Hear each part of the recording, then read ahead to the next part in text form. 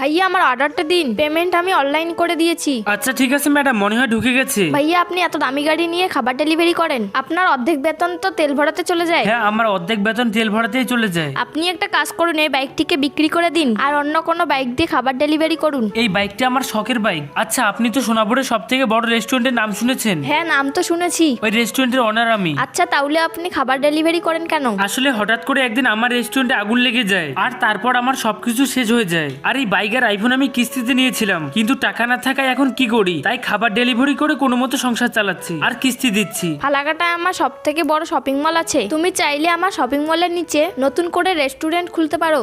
আপনি সত্যি বলছেন তো? আর তোমার যখন ভালো টাকা ইনকাম হবে তারপর থেকে আমার দোকান ভাড়া দিও। এরপর কি হলো সেটি দেখার আগে যারা এই ছবিটিকে মন থেকে ভালোবাসো, ভিডিওতে লাইক দিয়ে চ্যানেলটিকে সাবস্ক্রাইব করে রেখে দাও। আর যারা লাইক সাবস্ক্রাইব করবে না আমি জানবো তারা এই ছবিটিকে ভালোইবাসে না। ম্যাডাম, এই নিন আপনার দোকান ভাড়া। টাকাগুলো দেখে মনে হচ্ছে তোমার দোকান ভালোই চলতেছে। আজকে আমি যা কিছু করতে পারতেছি সব আপনার জন্য।